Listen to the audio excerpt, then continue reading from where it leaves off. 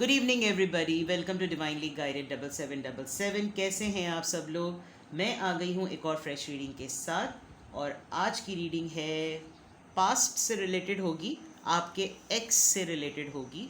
और मैं रीडिंग करने वाली हूँ कि आपके एक्स ने आपके साथ क्या किया।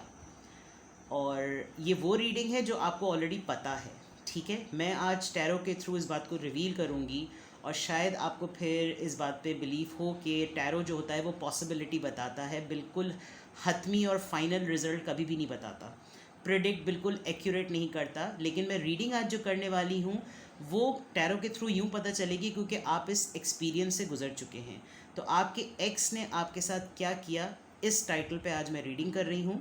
और ये टाइमलेस, जनरल और कलेक्टिव होगी। जब कभी भी आपको याद आएगी ना कि आपके एक्स ने आपके साथ क्या किया, तो फिर आप इस रीडिंग को देखिएगा और फिर ये भी जानने की कोशिश कीजिएगा कि आप अब कैसे हो गए हैं, ठीक है। तो इसको आप अपने रिस्क पर देखें, बिकॉज जाहिर सी बात है जब आप एक्स के बारे में कुछ देख रहे होते हैं तो दिल दुखा हुआ भी होता है। और लेकिन एक्स तो एक्स से बाहर है, ठीक है। तो लेट्स सी। अच्छा बुरा था या जैसा भी था, थोड़ी देर के लिए उस एक्स को याद करें ताकि आपको पता चले कि आपके एक्स ने आपके साथ क्या किया।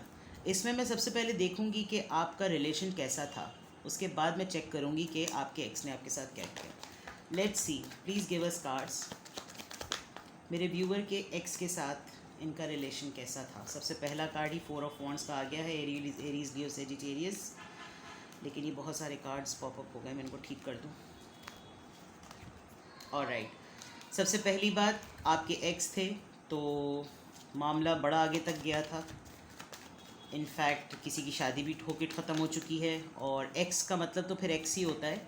ये आपके फियांसे भी हो सकते हैं, हस्बैंड वाइफ भी हो सकते हैं। अब आप लोग एक्स हैं तो ये यानी आपने अगर शादी नहीं की थी तो भी आप बहुत दूर तक गए थे, ठीक है। आपने शायद इनफैक्ट शादी तक का सोच लिया था, या आपकी कुछ एक्टिविटीज़ ऐसी हो गई थी। लवर्स, जेमिनाई, यस, ये आपके ट्विन फ्लेम थे। आपके एक्स आपके ट्विन फ्लेम थे, सोलमेट थे। ऑलराइट, टॉरस, वर्गो, कैप्रिकॉन, एरीज। कैसा था आपका ये रिलेशनशिप। सबसे पहली बात, हम रीडिंग कर रहे हैं कि आपके एक्स ने आपके साथ क्या किया। तो सबसे पहले आपका रिलेशनशिप कैसा था। आपका रिलेशनशिप बहुत आगे तक गया, बड़ी पोटेंशियल देखी आपने इसमें। आपको बिल्कुल ऐसा लगा कि okay fine, he is the one, she is the one. आपके पार्टनर ने बड़े अरसे तक आपके ऊपर गहरी नज़र रखी, और आपने बड़ी हिम्मत का मुजाहरा करके बहुत पैशन के साथ आपने अपने इस रिलेशनशिप को बढ़ाया। यानी कि दुनिया की आप लोगों ने जो है वो हर तरह की बाउंड्रीज़ को तोड़ दिया एक दूसरे के लिए। और आप लोग एक मोमेंट पर शायद दुनिया एक तरफ थी और आप एक तरफ थे। कुछ आपके यानी जो मेरे व्यूअर हैं यहाँ पर इस तरीके से इस सिचुएशन को लीजिएगा, क्योंकि मैं मेल और फीमेल को देख रही हूँ यहाँ पर। इस रिलेशनशिप में जो फीमेल एनर्जी थी या जो फीमेल पर्सन था, अब ये आप हो सकते हैं या जो भी, उसके पीछे बड़े ही बुरे लोगों का जो है ना वो नज़रें थी। जबकि आपके पार्टनर के साइड पर, यानी कि मैं मेल पर्सन को अगर देखूं जो रीडिंग देख रहे हैं, उसके पीछे बहुत सारी ऐसी चीज़ें थी जो उसकी अपनी क्रिएटेड थी। यानी कि वो इतना डिपेंडेंट नहीं था। इंडिपेंडेंट आप दोनों ही बहुत थे, लेकिन आपकी फ़ीमेल पार्टनर को, या आप अगर एज अ फीमेल हैं तो आपने अपने पार्टनर के लिए बहुत स्ट्रगल किया। आपने शायद इस रिलेशनशिप में रहते हुए एक दूसरे को वो फीलिंग दी जो एक शादीशुदा कपल के लिए होती है। यानी कि अगर आपकी शादी हो गई थी तो आप लोगों ने बहुत अच्छा टाइम गुजारा है, और अगर आप लोग डिवोर्स में हैं, सेपरेट हो चुके हैं, अलग हैं एक दूसरे से, इंडिविजुअल रहते हैं, बंगनी टूट गई, तो भी आपने इतने इस लेवल तक अपने इस रिलेशनशिप को लेकर गए कि आप लोग ख़ुद भी हैरान थे कि हम लोग को कोई दूर नहीं कर सकता। एक मोमेंट आपके पास ऐसा आया कि आप दोनों को एक ऐसा लगा कि आपने इसमें इस रिलेशनशिप में इतना दे दिया है कि अब आपके पास देने को कुछ भी नहीं बचा, कुछ भी नहीं बचा। हाँ, आपके पार्टनर और आप में एज डिफरेंस बहुत ज़्यादा था।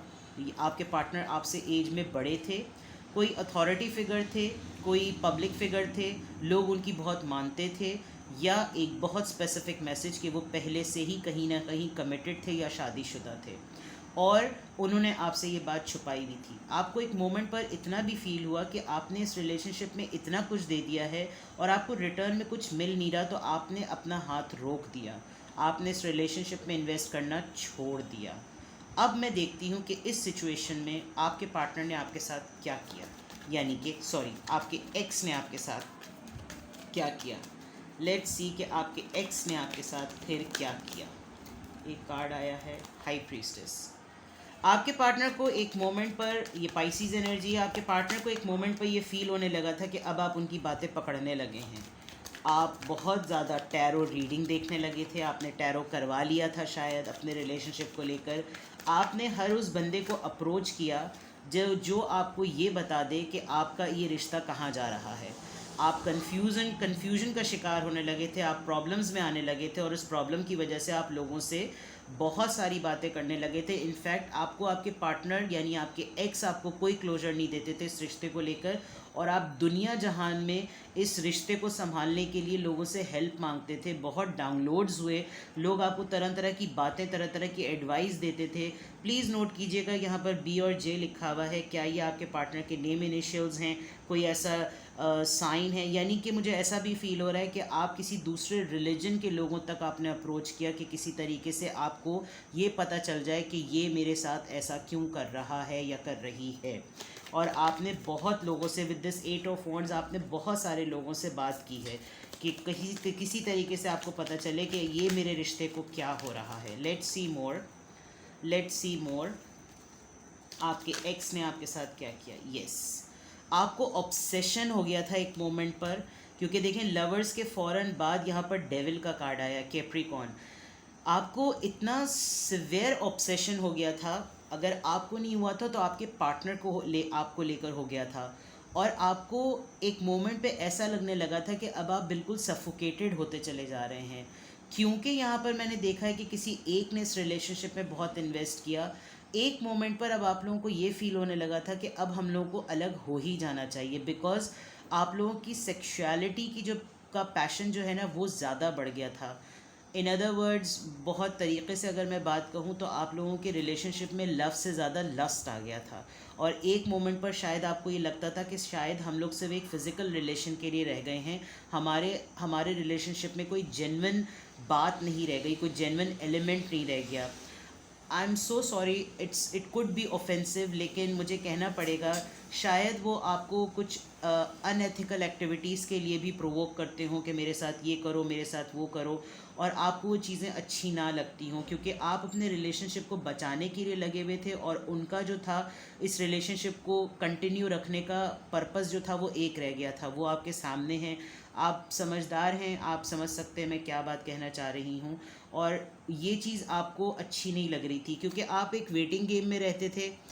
मुझे ऐसे मोमेंट पे ऐसा भी फील हो रहा है कि बाज़ दफ़ा आपको ये फ़िज़िकल इंटीमेसी की एक्टिविटीज़ अच्छी भी नहीं लगती होंगी, लेकिन आपको ये लगता होगा कि ये तो मेरा लवर है और मुझे इसके साथ ये करना चाहिए, और आप जो कुछ भी उनके साथ फ़िज़िकल इंटरेक्शन आपका होता था आप उसको खामोशी से भी बेयर करते थे, जबकि ये आपको बात बहुत ट्रबल करती थी। और with the passage of time ये चीज़ इतनी बढ़ने लगी थी कि आपको अब उससे इरिटेशन होने लगी। वही मोहब्बत, वही लव जो आपने रिलेशनशिप की बिगिनिंग में एज अ प्लेजर स्टार्ट किया था, वो आपके लिए एक सफोकेशन और एक टॉक्सिसिटी बन गया, एक नेगेटिव सी चीज़ बन गया। यानी जिस चीज़ को आप एक पॉजिटिव लाइट में देखते थे, वो वक्त के गुजरते गुजरते जो थी वो एक नेगेटिव बन गई। क्यों? क्योंकि आपके पार्टनर आपको किसी भी तरीके का कोई क्लोजर नहीं दे रहे थे। ये आपके एक्स ने किया था। ठीक है, लेट्स सी मोर कि आपके एक्स ने क्या किया। Yes, king of wands, passion वो आपके लिए बहुत ज़्यादा फील करते थे और एक्शन कुछ नहीं लेते थे। मुझे ऐसा फील हो रहा है कि जब कभी भी आप उनसे किसी कमिटमेंट की बात करते थे तो वो बातों को हेर फेर कर देते थे, आपके साथ फ्लर्ट करना शुरू कर देते होंगे, आपको प्लीज़ करना शुरू कर देते होंगे, कुछ ऐसे टैक्टिक्स करते होंगे कि अपने बारे में बातचीत शुरू कर देते होंगे कि वो ऐसे, वो फलाना, वो ढमकाना, और आप कहीं ना कहीं खो जाते थे, क्योंकि एक अथॉरिटी फिगर तो वो ऑलरेडी थे, और उस अथॉरिटी फिगर होने के बाद पैशन उनके अंदर बहुत ज़्यादा था। अपनी सेल्फ वर्थ, अपनी लेगेसी, अपना पैशन, अपना फ्यूचर, अपनी ग्रोथ, अपने बारे में थोड़े से सेल्फिश थे, क्योंकि किंग ऑफ वॉन्ड्स जो होता है वो बहुत पैशन का कार्ड होता है, लेकिन थोड़ा सा सेल्फिश कार्ड होता है, और एक्शन तो वो सिरे से किसी के लिए लेता ही नहीं। बातें बड़ी बड़ी होती हैं। और आप देखिए डेविल के फ़ौरन बाद किंग ऑफ वॉन्ड्स का कार्ड आया, जो कि मैं एक्सपेक्ट कर रही थी कि किंग ऑफ डेविल के बाद वो जब ये वाला कार्ड आया तो इट्स अंडरस्टूड कि वो जब कभी भी आप उनसे कमिटमेंट की बात करते थे, यानी किसी चीज़ रिश्ते को ऑफिशियल करने की बात करते थे, या आप डिलिबरेटली कोई बात भी नहीं करते थे कि इस रिलेशनशिप को ऑफिशियल करो, तो वो कुछ हालात ही ऐसे बना देते थे कि सारी सिचुएशन उन्हीं के सेंटर के अराउंड घूमने लगती थी, यानी सेंटर ऑफ अटेंशन वो खुद बन जाते थे, कुछ जाके आप बने। ये आपके एक्स ने आपके साथ किया है। लेट्स सी मोर। मैं आज सिर्फ यही टैरो डेक यूज़ करूँगी ताकि रीडिंग जो है वो पूरी डिटेल क्लियर हो कि आपके एक्स ने आपके साथ क्या किया। ऑल राइट, ठीक है। S of wands, Aries, Leo, Sagittarius.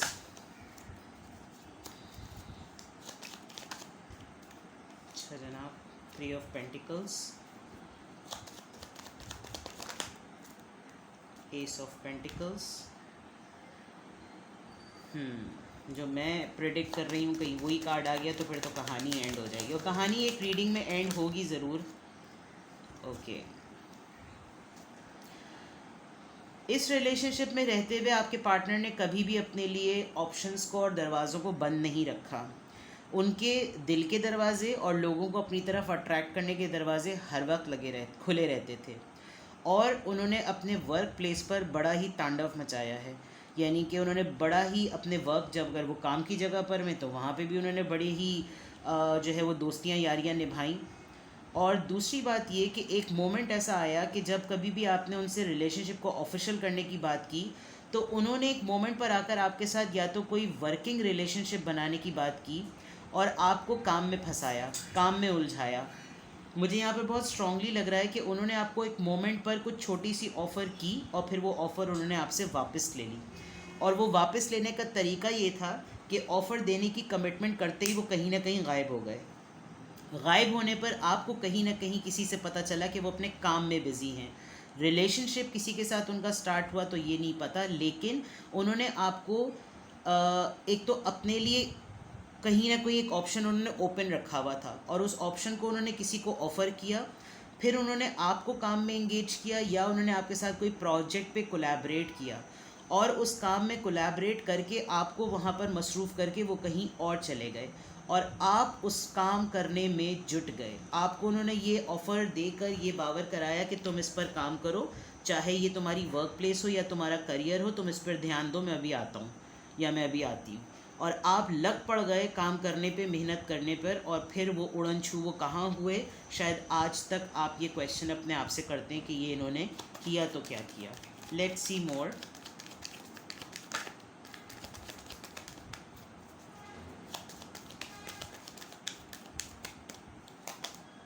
Justice.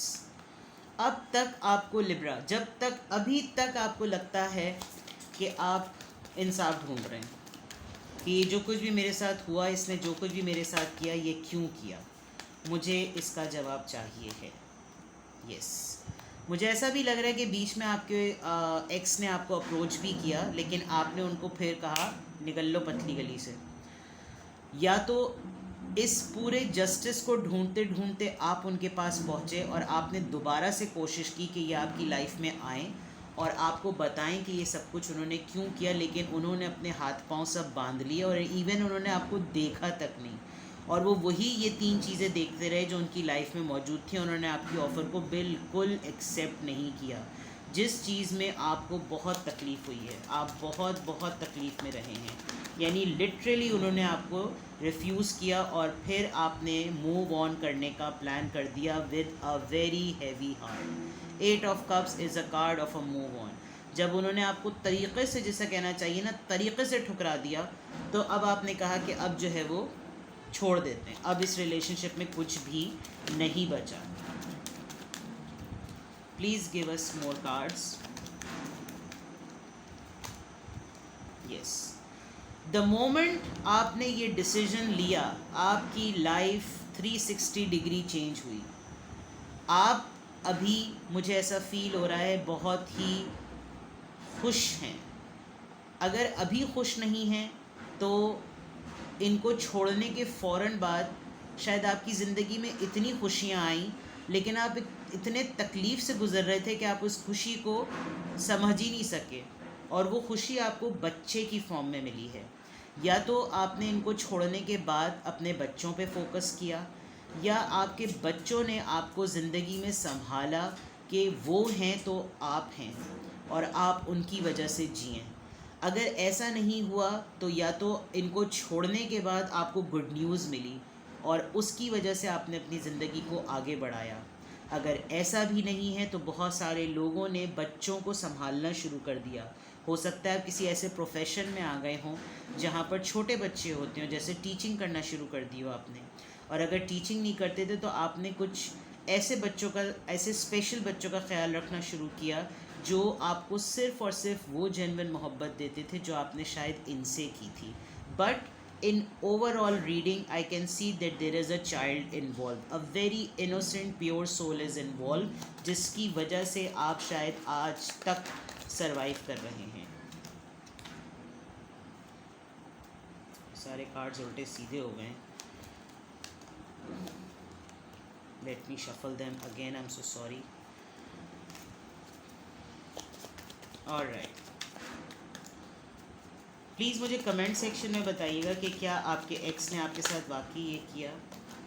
Okay, आपके एक्स ने, मुझे लग रहा है, आपको अप्रोच किया था, और अप्रोच किया तो आप इतना आगे बढ़ चुके थे कि उनकी अपॉलजी आपके लिए कोई मैटर नहीं रखती थी। आप अपनी लाइफ में बहुत आगे बढ़ गए और आपने बहुत ज़्यादा खुशी देखी, और वो वापस ज़रूर आए थे और उन्होंने कोई ना कोई ऐसी छोटी चीज़ ज़रूर आपको ऑफ़र की थी, लेकिन वो उस दुख का कोई कंपनसेशन नहीं थी जो इन्होंने आपके साथ किया था। ओके ओके, और राइट कहने वाली थी मैं, और राइट और ओके मिलके ओके हो गया। आपके पार्टनर अभी तक उस रिग्रेट का बोझ अपने ऊपर लेकर घूम रहे हैं। अगर आपके पार्टनर ने आपको आकर सॉरी नहीं किया ना, और सॉरी कह के अगर आप इस जस्टिस को मैनिफेस्ट कर रहे हैं कि वो आकर आपसे अपॉलजी करें, तो एक बात तो मैं आपको कंफर्म दे दूं, उन्होंने जो कुछ भी आपके साथ किया है ना, वो अब भी उनके कंधों पर बहुत बड़ा बोझ है। पता नहीं वो वापस आकर आपको सॉरी कहेंगे या कहा होगा, लेकिन वो शायद वो तकलीफ़ और वो पछतावा आपको बता ही नहीं सके जो उन्होंने आपके साथ मैस क्रिएट किया है। उनके पास शायद माफ़ी के और रिग्रेट के अल्फाज भी नहीं थे। And believe me, till date they have this burden with you. मैं आपको खुश करने के लिए बात नहीं कह रही, आप 10 ऑफ वॉन्ड्स को सर्च कर लीजिएगा कि ये कार्ड के मीनिंग क्या होते हैं। It is a heavy burden on someone's shoulder. शायद अब आपके पार्टनर ऐसी, यानी आपके पास जिम्मेदारियाँ ज़िंदगी में खुश रहने के लिए मिली, और आपके पार्टनर के ऊपर अब जो जिम्मेदारियां हैं वो उनको डे टू डे बर्डनाइज कर रही हैं। क्यों के पार्टनर कह रही हूँ मैं बार बार, सॉरी, आपके एक्स को। क्यों? क्योंकि जो टाइम आप दोनों ने एक साथ एंजॉय किया था वो शायद वो वही वक्त था जो सबसे बेस्ट था। उसके बाद जो कुछ भी लाइफ में हुआ वो ना आपके लिए अच्छा रहा ना उनके लिए अच्छा रहा। आप वेटिंग गेम में रहे, वो अपने काम में रहे, और अब जब जेन्युइन चीज़ों की ज़रूरत है तो आप उनकी ज़िंदगी में है ही नहीं। ठीक है जनाब, लेट्स सी कि सोल लेवल पर आपके पार्टनर ने क्या फील किया था। लेट्स सी, सोल लेवल पर आपके पार्टनर ने क्या फील किया था। रिट्रीट, आपके पार्टनर अब भी कहीं ना कहीं से कोशिश करते हैं कि किसी तरीके से वो वक्त वापस ले आएँ। It's time to disconnect from the world. वो रिवाइंड का बटन दबाना चाहते हैं, और वो चाहते हैं कि जो वक्त, मैंने आपसे कहा था ना कि आप लोगों ने शायद इस रिलेशनशिप में रहकर उस लेवल तक एक दूसरे के साथ टाइम स्पेंड किया है जो शायद ऑफिशियल कपल्स करते हैं, और वो कॉन्फिडेंस और वो जिगरा जो है ना, आपके पार्टनर की आपके एक्स की आंखें खोल दी थी कि कोई इतना कॉन्फिडेंट भी हो सकता है, कोई किसी के ऊपर इतना भरोसा करके फ़िज़िकल इंटीमेसी में इतना आगे तक भी जा सकता है। यानी कि बिल्कुल हनीमून वाली बातें और ऐसी चीज़ें आप लोगों ने स्पेंड करी, और वो रिट्रीट चाहते हैं, वो वही वक्त चाहते हैं कि किसी तरीके से वो सब कुछ वापस आ जाए। Let's see more. Wedding, yes. इस पूरे प्रोसेस में डेफिनेटली जब वो एक्स हैं आपके, तो आपकी शादी हो गई या उनकी शादी कहीं और हो गई, और ये बहुत बड़ा फैक्टर था। जैसे मैंने बहुत पहले बता दिया था कि आपके पार्टनर पहले से शादीशुदा थे, तो आप बता सकते हैं कि अगर आपके एक्स, में पार्टनर कह रही हूँ, आई एम सो सॉरी, पता नहीं क्यों मेरे मुंह से पार्टनर निकल रहा है बार बार, शायद मुझे आदत हो गई है पार्टनर कहने की। लेकिन आपके एक्स की इस पूरी सिचुएशन में वेडिंग इन्वॉल्व थी। This could be very specific deception. ये तो रीडिंग ही बहरहाल एक डिसेप्शन पर है, तो डिसेप्शन होना, someone is wearing a false self mask in this relationship. अब मैं बताऊँ इसमें हुआ क्या। आपके पार्टनर थे शादीशुदा, सॉरी आपके एक्स थे शादीशुदा, सही है, आप उनकी लाइफ में आ गए and you literally gave them a shock. अगर वो शादीशुदा नहीं थे तो उनकी लाइफ में ऑलरेडी लव एक्सपीरियंसेस हो चुके थे, लेकिन जो लव एक्सपीरियंस उनका आपके साथ हुआ, उन्होंने अपने ऊपर ही एक फॉल्स मास्क चढ़ा लिया कि इस पर्सन को अपनी लाइफ में रहने देता हूँ या देती हूँ, बिकॉज इससे जो मुझे सुकून मिल रहा है और इसके साथ जो मुझे इन्जॉयमेंट मिल रही है वो तो मुझे किसी के साथ भी नहीं मिल रही। और वो एक लम्हे को शायद अपनी वेडिंग को भी भूल गए, अपनी कमिटमेंट को भी भूल गए, अपनी इंगेजमेंट को भी भूल गए, वो किसके साथ एसोसिएटेड है वो ये तक भूल गए। एक्स आपके लायर नहीं थे या थी, एक्स आपके चीटर नहीं थे, लेकिन एक्स के हालात जो थे वो हक में नहीं थे, और उन्होंने शायद इस रिलेशनशिप को, उन्होंने लव को आपके साथ जैसे एक्सपीरियंस किया वैसा किसी के साथ एक्सपीरियंस नहीं किया, और बहुत अरसे तक वो उस चीज़ को अवेल तो करते रहे, और अपनी सेल्फिशनेस की वजह से उन्होंने आपको मिसट्रीट किया, लेकिन उसके बाद जो उनको फ़ील हुआ और उनको जो रियलाइज़ हुआ, तब तक ज़ाहिरी बात है कोई किसी के लिए इतने अरसे नहीं रुकता। लेट्स सी अगर ऐसा है तो आपके लिए क्या एडवाइस है। मैं आपके लिए लव और विस्पर ऑफ लव से आपके लिए मैसेज निकालती हूँ और फिर हम इस रीडिंग को एंड करेंगे। Yes I know it's a painful reading but it is a fact. मुझे कमेंट सेक्शन में बताइएगा कि अगर आपके एक्स ने आपके साथ यही किया, आपके लिए क्या एडवाइस है, बिकॉज़ मुझे आप लोग आगे बढ़ते हुए नज़र आए हैं और आप लोग स्टेबल नज़र आए हैं, तो please give us an advice. Sorry advice आ रही है कि ज़लज़ला आ रहा है।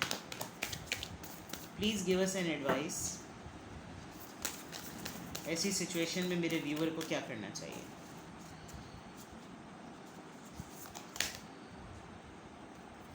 Relationship patterns. It takes strength to recognize the need for change.